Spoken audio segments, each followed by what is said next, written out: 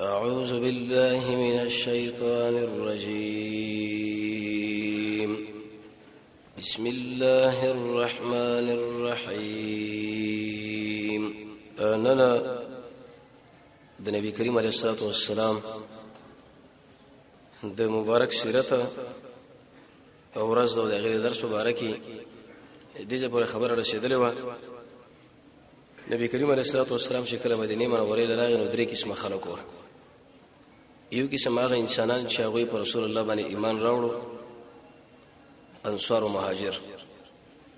دویم قسم منافقان او د عبد الله ابن ابي ابن سلول په قیادت کې هغه ظاهري یو خبره کوله او منځ کې بله. دریم قسم يهود بنو نذیر بني قریظه سپه کار کې وشیدل او سپه اطرافو کې د مکه مشرکانو د خلکو له اقتصادي پابندي مور باندې ولګول چې د رسول الله په ملګرو باندې بنسو خرچه کې او نه بسو کې زالي. دویم امر د صادر کې چې حج عمره له بنه راشي. سعد رضی الله عنه په دې مزمس کې ویل انجام وشو. دریم امر د صادر کې چې کوم انسانان په مدینه کې وشيږي هغه له ویل چې د محمد د ملګری عليه السلام ساتي ما کله زموږ دښمنۍ له ودرېږي لکه اوس موجوده يهود نصارا. یو مل چې کله مسلمانان لړ شي نو د دمکینی ورکی. او دریمه مسله څلورمه مسله کې دا چې د رسول الله ملګرو له رسول الله له برای راس مخ چرنجونه راولېګل وختارونه ورکړه. اصله به مجاهدینو ګرځولې صحابه بداویل شي الله دا دوی یې به کله زمونږ په یو یې را باندې بدل شي. معنا دا چې مونږ همیشه ستانه ویریګو د خلکو یې زمونږ د خوانه لري شي. جمعات لا بچراتلم بس اسلحه بار بچوتلم اسلحه.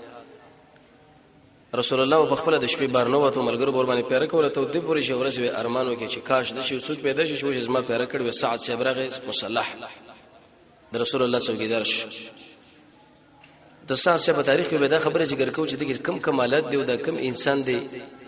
یو خوبای په کې دا چې د رسول الله ګارد ده اسلحه به دغه په څیر ځوله. د دین ورسته پیغمبر علیه الصلاه والسلام باندې دایره رب العالمین راوسی اشاره ودیله چې اذا الله نبی په دې دنیا کې پتا باندې دایره راځي خو یو ورځ به دا په امن بدلیږي. حدیث کې دا راځي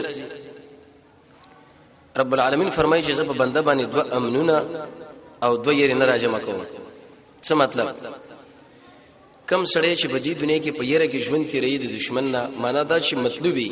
التب به مزي او کم سړی چې د ژوند له خوند او لذت اخلي دا په غي دنیا کې نه امید دي توانی وي. د نبی کریم علیه الصلاه والسلام د ژوند یو څو مرحله وي.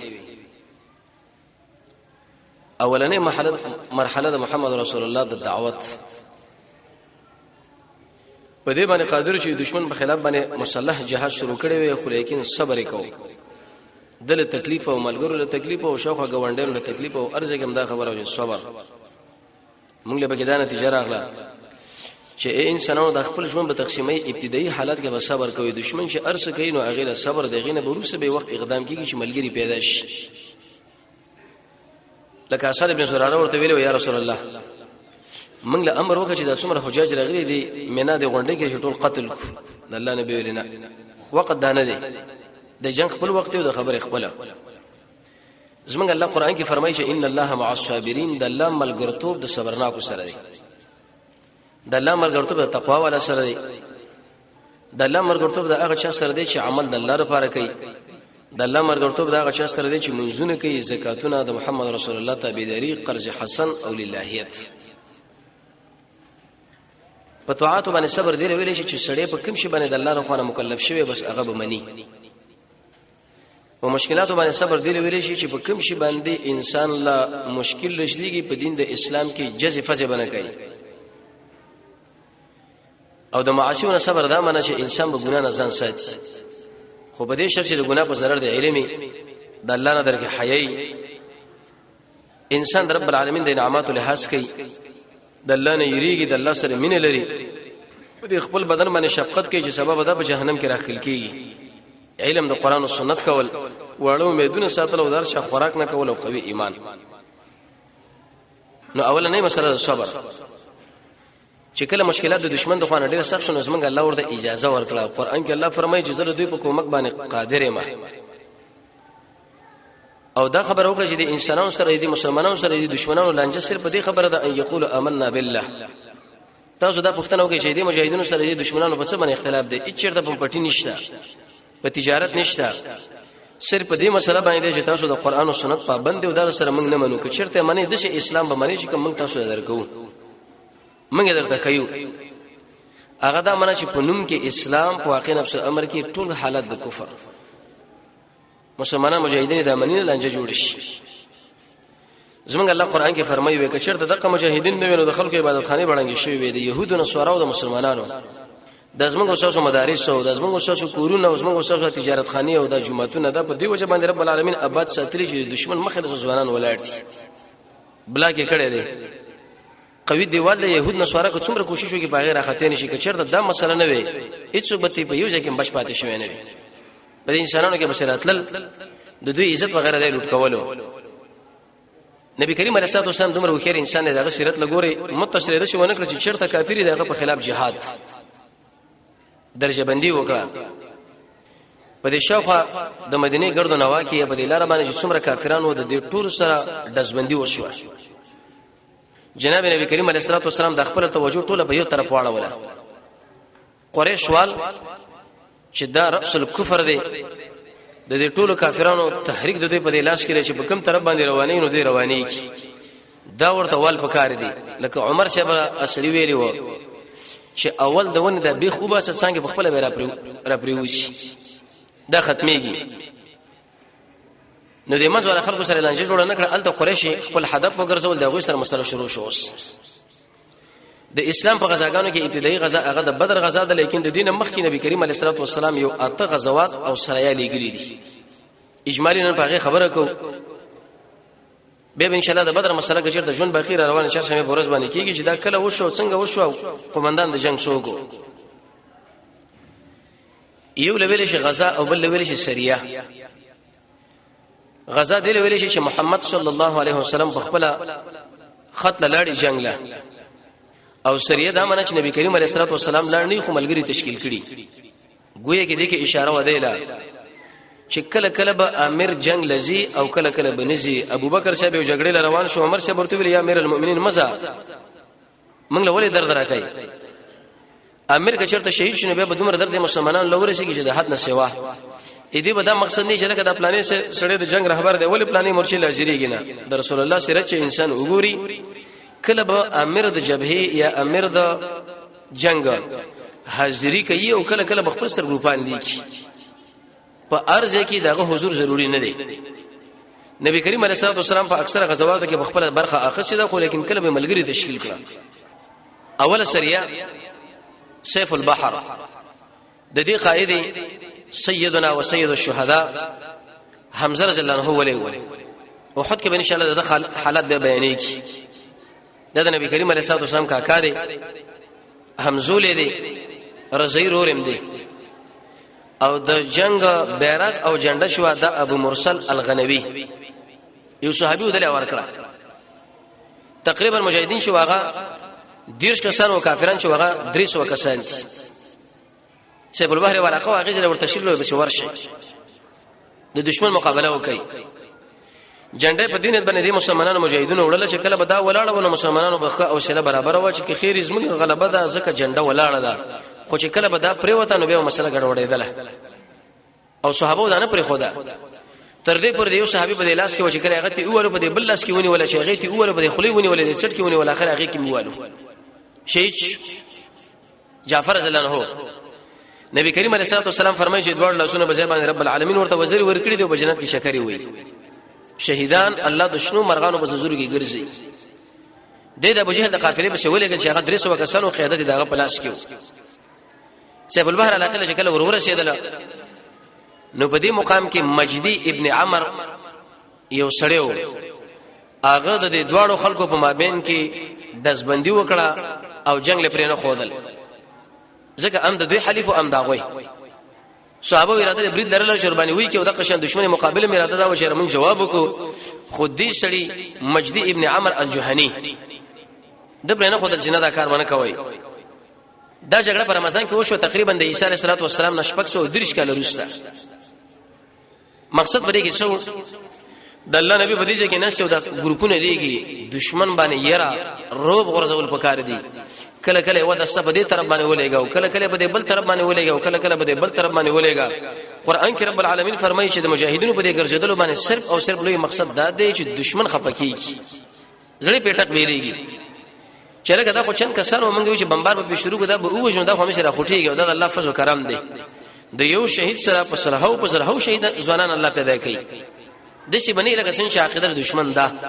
چن کسان دي دا موږ شهیدان کو دا به ختم شینه یو کدي اوجلو یو کدي شهید کې په سرهو به نور پیدا شي ځان به زوره کار وګوري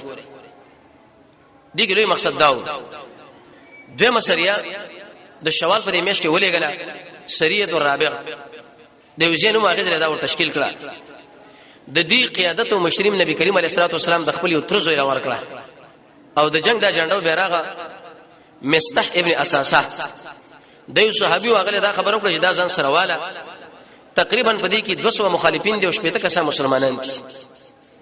شپږ مسلمانان او 200 مخالفین دغه به ور تشکیل کړه او رابغه علی اخره به ورانه دلته د دوړ په مابین کې د شلک زره غشي ویشتل شو جنگونه شو خو صحابه په غوي گزارونه وکړه واغې بده وکړه دوه کسان به دې کې و چې غتبه ابن غزوان او مقداد ابن عمرو دا مسلمانان و لیکن د مکینه د صحابه خو راتل نشو خو د کافرانو بری سپونه کې راغل چې په دې کې بلا شو چې چرته موږ ځان روانو د دشمن په موږ باندې برید کوي موږ باندې عملیات کوي وجنی دوی له بدا خبره وکړه چې لکه ساو سره په صف کې روانو مسلمانانو په خلاف باندې جنگي کو خوشی کله زیله ورله ایسه تسلیمه غوړه ورکړه ځان ورسو وی ویل چې موږ د جنگ په نیت راغلي نه یو بلکې موږ په دې مخالکو باندې دي چې ځان را رسول د استاد خو لرالو مقداد ابن عمرو او دقشن عتبه ابن غزوان دا دوه صحابه په مسلمانانو باندې سبونه کې را داخل شول د شوال په دې مېش کې بل مسله دا وشو چې د عائشه رضی الله عنها سره واده وش امام مسلم رحمت الله علیه دا خبره حدیث نقل کړي بعض انسانان وایي چې د واړه او د غټ اختر په منځ کې واده کول دا سپيري د مکه مشرکانو دا عقیده و اوسم په اکثر انسانانو کې دا عقیده پرته چې لکه دی وخت کې واده پکاره دی ولی واده پکاره دی وجه دا چې دې کې به دا کزر سړي مابین کې جوړواله نه راځي او هیڅ به اختلافات راشي به تراکونه راشي اختلافات ودا عائشه به فرمایي وزما واده وشو په شوال کې کومه و بیبي د رسول الله په نسبت سره مال محمد صلی الله علیه وسلم لګرانه و یقیني رسول الله لډیره ګرانه دا و د الله نبی وکړه دا دعا ویلې یا الله کوم شی چې زما په اختیار کې دی هغه مې د بیبيانو په مابین کې تقسیم کړی دی خو چې کوم شی زما په اختیار کې نشته په هغه کې ته مامره نشه د عائشه سره مې ډېره زیاتره د عائشه رضی الله عنها وبد بشکلو ډېر تحفه تحیبم د خلکو ورته وړي د رسول الله خوشاله لپاره جنت البقیع کې دفن د ابو هريره صبر باندې شپې جنازه کړې ده ام عبد الله د اسم کنیه وا بچی شي نه و د الله نبی چې کله وفات هي تقریبا اتلس کلو په عمر باندې وفات شو افقه النساء د څومره زنانه شې په دې ټولو زنانو کې په قران او سنت باندې ډېر په زنانه شې د عائشه ده د ابوبکر شه بلور ده د نبی کریم علیه الصلاه والسلام وفات د په نوبت کې راغی داغه سر د په دې کې خودلو دغه په کوټه کې دفن شوی دی اخري وخت کې د لاړ دی بس روزي شوی دی مسواک او رب العالمین د عرش د پاسنه د عائشه برائت را لګلې دي شیګان وای چې نه د پاک نه ده دي زنا کړی ده وې کچر د زمنګ امام غایب راغی دی قبر لبسل دري ورګه څنګه دي زنا کړی زمنګ رب العالمین فرمایي فاکر خو لیکن دا ظالمان وای پاک نه ده نو په دې خلکو باندې را دلته به مغربین یو سوال کوي زمنګ استاد په امیر باندې محمد صلی الله علیه وسلم چې د عائشه رضی الله عنها واده د نه کلو په عمر باندې وشونه دی ولې کړی دی دا د نه کلنه ماشومي او د محمد رسول الله سره د بنکاح کې راځي دا خو عقلم د انسان نه مني ځکه دی وخت کې ظلم دی دا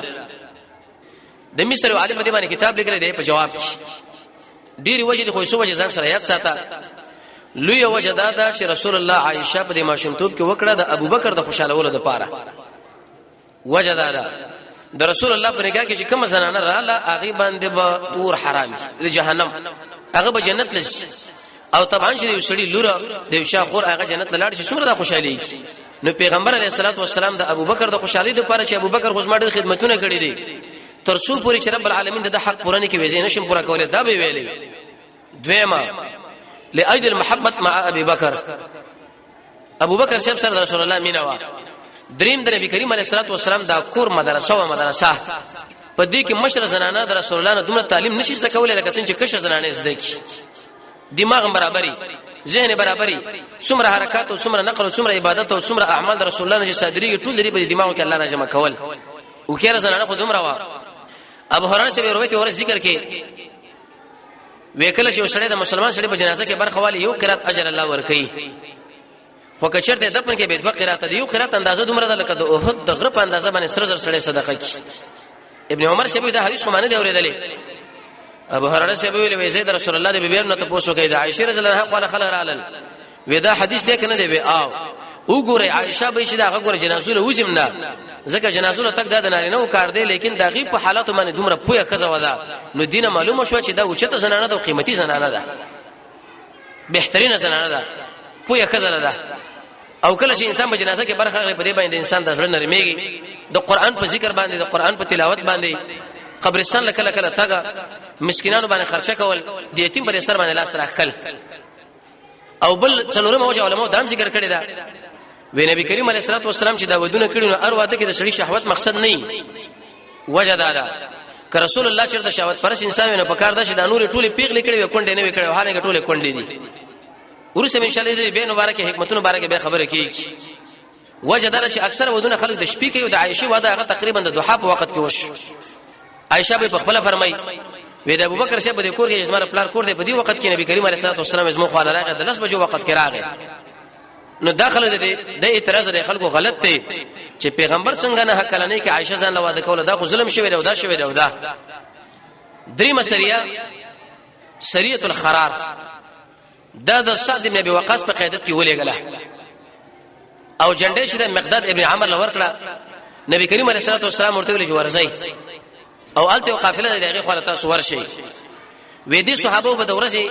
پټیدل په یوځای کې د شپې به مزل کوو خو چې کله خراره راقله ورشیدل ته پوښي د خلکو نو کې چې قافله چی شو یا خوسته رشوا یا دوه ورځې وړاندې او حالانکه حدیث کې مدار غلي و چې لا تجاوز منه تجاوز منه کې د خراره لاخینه الته بجې بجې باندې ودرېږي چې کله د رسول الله ملګری سعد ابن ابي وقاص امیر د جبهه او مقداد ابن عمرو وې د سره جنډه وا اغزله چې کله ور حاضر شول قافله د دشمن تیر شوی و نور بیرته وګرځیدل جنگ مونږ شو جنگ څخه مونږ شو دشمن سره مخابخ نشو پنځم نبی کریم علیه الصلاه والسلام په خپل غزا وکړه غزوه الابواه چې دل ویل چې د ودان غزا پیغله هغه کې راغلی و تقریبا اوی کسان د نبی کریم علیه الصلاه والسلام په قیادت کې لاړل امیر د جبهه په خپل محمد صلی الله علیه وسلم دی جنډه خپل تر لور کړه و حمزه رضی الله عنه لکم چې په اوهد کې شهید شوی دی وېدا ځان سره راواله او په دې وخت کې د دشمن خواله چې کله ورل نو جنگ منګ پکې ونه شو بلکې هغه ترشی و بن زمره د یو قبيله وا چې نبی کریم علیه الصلاه والسلام دا غوي سره کیناستو او صلح وکړه دی ورته ویلې چې زمونږ په خلاف باندې بد چا سره اتحاد نه کوي تاسو په خلاف باندې چا سره اتحاد نه کوي په موږ باندې بریدو تیرې نه کوي موږ په تاسو باندې بریدو تیرې و غیره کوونه عمرو بن مخشی دا هغه مشهور دغه سره دا خبره وشوه نور جنگ په دې غزا کې هم شوی نه دی پنځل لسورج نبی کریم علیه الصلاه والسلام په هغه ځای کې تیرې کړې دی ولې تیرې کړې دشمن لیدا خدای چې ګوره منګه چې چریکي عملیات نه کوي دشمن امر الله د کې را لاندې کې نبی به منګه تختو کله چې زړه کې اراده د جنگ وي دی ګز د میدان په دې ځای کې موږ جبهه پراته را د رسول الله په قیادت پیدا ته درو وتا بنو زمره عمرو بن مخشی چې دا هغه مشر دی نبی کریم علیه الصلاه والسلام سره صلح وکړه معنا دا چې نو په موږ باندې راځي نو په تا باندې رسول کله کله د کافر نم سره تعاون اخستره شي خو په دې شرط باندې چې اسلام غالب وي او مغلوب نه کله چې اسلام ظاهري مغلوب او دشمنان ور باندې برید کړي به کافر سره جوړه موړه نه کیږي وجه دا چې دی وخت کې انسان کافر سره جوړه وکړه دا دلیل د دې خبرو شو چې اسلام کمزوري دی او دا تسلیمي ورکړه خدای په دې وخت کې دا بیعت سره کړی دی او دا جوړواله ور سره راغلی دی چې د اسلام مسله اوچتا پنځل سورج نبی کریم علیه الصلاه والسلام په دې ځای کې پاتې شوی دی اېدین ورسا یو بل غزا د نبی کریم علیه الصلاه والسلام په قیادت کې وشوله غزوه البوات یو علاقه چې غیزله پیغمبر علیه الصلاه والسلام په خپل لاړو تقریبا په دې کې اوید رسول الله ملګری و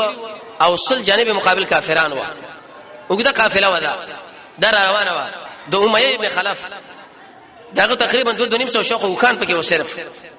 ممیس پکې و ډېری سرمنی پکې وي اراده دا و چې باغی ځبانه ورشي برید ور باندې وکي خو نبی کریم علیه الصلاه والسلام په دې وخت کې په خپل جماعت کې خپل په ځبانه ایمان چې سعد ابن معاذ مقرر کړی دی ځکه سړی به امام په خپل ځبانه مقرری چې امیر زی په دې نور غزواتو کې نبی کریم علیه الصلاه والسلام سعد ابن عباده مقرر کړو د خزرج قبيله قومندانو جناتو به راشد کې پیرانو کله چې دا کور راتو زرانه بار راوته و نو دور ته ویل چې ته ولې بار راوته مخ خصوصو د پاره جنگيږو وې زر دې چې تا به هغه شی وباسي چې زید کور نه رسېلم وې کله چې سعد ابن عباده کول وردن شو به پالنګ باندې خامار پروتو ګونډه ورته ما تکړه غشه څنګه ورته کې چې گزارې په وکینو دا خزه وی معلومات ونش چې سعد ابن عباده ول پروتو کال تمر هغه پیریو حاتبی بیا غوي आवाज وکي وقتلنا سيد الخزرج سعد بن عباده رميناه بسحمين فلم نخطي فؤادا وسعد بن عباده من وجل دی او په دې ظلم وشته جوړه زم وشته او زمونږ بالکل ودا خطا شوی نه دی دغه اشاره ودیله چې دین او سیاست د دوړ غوړې شي دي لیکن د شي وخت په خلکو باندې راغی چې امیرانو قیادت د خلکو لاس اور پریو د شاګوی د منځ په معنا باندې پویدنو مجبورې چې خطبه او امامت هغه علما وکړي په مرور د زمانہ باندې علما ول منبر او محراب پاتې شو دغه وزارتونه او ریاستونه او خلافتونه د خلکو له پلاس باندې ورل چې هغه په دین باندې پویدل نه نو د خلکو تصور راغی چې او هو د مولا سړي په سیاست کې څه کار دی دغه سیاست نه چې کوم د موجوده سیاست دی دروغه سیاست دا معنا قیام علی الشیء بما یصلحه شیخ الاسلام ابن تیمیه رحمه الله په دې باندې کتاب لیکلی السیاسه الشرعیه شیخ الاسلام ابن قیم لیکلی دی مولانا عبدالباقی صاحب لیکلی مولانا ګور رحمان صاحب لیکلی دی اسلامی سیاست معنا دا چې دین او سیاست د دوه یو مسله ام به یو سړی امیر وي وزیر وي خلیفہ وي د جماعت امام به او د قشن خطبه به خلکو لور کوي خو د خلک رالو والیان او امیران وغیرہ چې د خپل منځ په معنا باندې کوي نو هغه تعالی خطبه څه درکې مجبور ده معنی چې امام په یو طرف باندې شو هغه په بل کینه په واقع نفس امر کې دا ډول یو مسله و یو بل غزا نبی کریم علیه الصلاه والسلام کړه غزوه الصفوان د غیر ایشو کرم ابن جابر درغه مشر د جانب مقابل کوم چې کافرانو او دی خو د جګړې مشر چې هغه محمد صلی الله علیه وسلم دی په مدینه منوره باندې حمله وکړه سمالونه وغیرہ ځان سره وتکتول حیوانات خو نور د جنگونه کې چې پاغي کې انسانان شهیدان کې وژني او یې ځان سره وتکتي دا غزا چې دا په سفر د مخکې غزاګان دا ټول په سفر کې شوی وي زګه په دې منځ کې درې مشتو کې دا د عزت مشتو ویل دزبندي و جنگ نه کېدو خو غزوه الصفوان دا د جماد الاول په اخر کې او د جماد ثانی په اول کې وشو معنا دا چې د دې غزا او د مخکې غزاګانو په مابین کې تقریبا درې مشت مسافر اله نور څه مسله په دې کې رانه لیکن دومره خبره به کې وش ولا شي دې سړي د مسلمانانو څخه پسونه ځان سره لوټو حیوانات وغیرہ دی وتختول پیغمبر علیه الصلاه والسلام چې کله میدان له حاضر شو هغه رانه اېدین ورسه به بل غزا وشو غزوه الغشيره یا غشيره یا ذل غشيره درې ول الفاظ راغلي دي غزوه الغشيره یا غزوه العسيره یا ذل غشيره د دې قائد محمد صلی الله علیه وسلم په خپلو زګه د غزا باره کې مخکې موږ تعریف کې دا وکړو چې نبی کریم علیه الصلاه والسلام به برخه اخیستي او هغه به رواني ابو سفیان قافله و هغه سره تقریبا 200 کسان و په معمولی حرکت کې لږ زر وړاندې او رسشي و شام لتل اخري غزا شو هغه سریه وشول په بیت بطن النخله کې دولس کسان نبی کریم علیه الصلاه والسلام تشکیل کړه امیر دغه وټه کو عبد الله ابن جحش خو ته دی لګورا نبی کریم علیه الصلاه والسلام ورته خط ولیکو خط او دی ویل امیر لا چې دا خط ځان سره واله او دا ګوره اوس ونه ګوري چې کله هغه ځله ورسې به خط کولاو کی دلته به ګوري نه په دې دولس کسانو کې دوه کسان سات صاحب او عتبه ابن غزوان دی غوینه اسونه یو خان رخصوله لس کسان لاړ دا دوی په دلار کې پاتې شو یو خو بل خو ګرځیدل کله چې هغه ځله ورلل چې ګوري قافله را روانه ده د څلورو کسانو په قیادت کې هغه کې عثمان ابن عبد الله او نوفل ابن عبد الله حکم ابن کیسان دا پکې و او ابن حضرمی دی پکې امیرو دوی ورته مخکې دینه چې غوړه نږدې چې د خپل سرونه کال کړه صحابه سرونه ور باندې شکل کړ چې داخله د شي ګمانو کې چې دا ول عمرې لراغلي دی او کله چې نږدې را عملیات پوک دې کې اشاره ده دیلا سر پر خودل دا سنت طریقه ده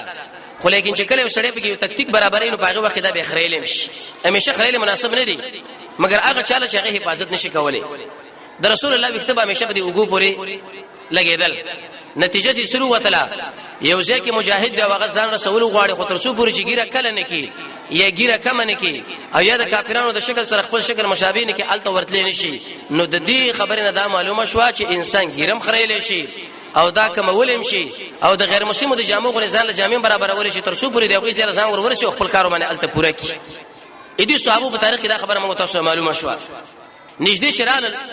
نو ایسه صحابه ور باندې بریدو کی ابن حضرمی وجلو عثمان ابن عبد الله او نوفل ابن عبد الله دا دوړه قیدین کړه حکم ابن کیسان ته وتښتیدو یو دم د مکه مشرکانو دا ډنډوره شروع کړه چې او هو د محمد ملګرو علیه الصلاۃ والسلام دا خو د عزت په میاشتو کې دوی جنگو کې سوره بقره کې الله ایتونه نازل کړه ويسالونک داخله ته پوښ کې استانه په بار د شهر حرام کې قتال فيه جدي کې جنگ څنګه دی ورته وایي چې دا لوی ګناه ده خو اې د مکه مشرکانو چې تاسو د رسول الله د ملګرو دی غلطي په سیګر ځای لیکن دا ظاهري د خپل غلطي غم نه کوي چې په مسلمانانو باندې ظلمونه کوي خلک هم دې بیت الله نه منع کړی دي پیغمبر علیه الصلاه والسلام چې کړه دې خبر نه خبر شو نو د ابن حضرمی په باره کې دیت ورکې او د دوه اسیران ورخوش کړه خماله ورنه دا تقریبا په داسې وخت کې وشو چې روان کال شعبان به راغی شعبان کې یو کار دا و چې روزي پرزیت راغی دویم حکم به دا و چې تحویل قبله یو خدای مانه چې مسلمانانو په مابین کې دا سپونه پاک چیزه کله کله د تشبیه په کار ده امتحان بل دا چې کله دا تحویل د قبله وشو دا قبله د دشمنانو په لاس کې وي نو سړی له غیرت راځي به جنگ کوي د غیر پارم دریم ته دا خبره معلومه شوله چې الله رب العزت به ان شاء الله حالات بدلي نو دا د بدر دا دویم د هجرت دویم کال کې چې کله بدر شروع کیږي دغه نه مخکې د غزوات او د سرايا وشوله نو را روانه چرشه په ورځ باندې کچرته ان شاء الله ژوندیو نو به د بدر غزا شروع کیږي چې د خو مسلمانانو لوی درستیز مشر محمد صلی الله علیه وسلم درس و دیرلس مجاهدین جانب مقابل کې ابو جهل مشر دی او هغه سره پاسه زر و سوال فوجین راغلي دي ان شاء الله هغه به شروع کیږي ځکه در روانه چرشه بین را په دی خو د رسول الله غزاګان نور شروع شوي اوله غزا د هجرت په دویم کال د رمضان په میاشت کې هغه بدر شوی دا دغه نه مخکې د غزوات او باج سرايا وشوله رب العالمین د محمد رسول الله تابعداري موږ تاسو سره نصیب کی الحمدلله حمدا كثيرا طيبا مباركا فيه وصلى الله تعالى على خير خلقه محمد واله وصحبه اجمعين.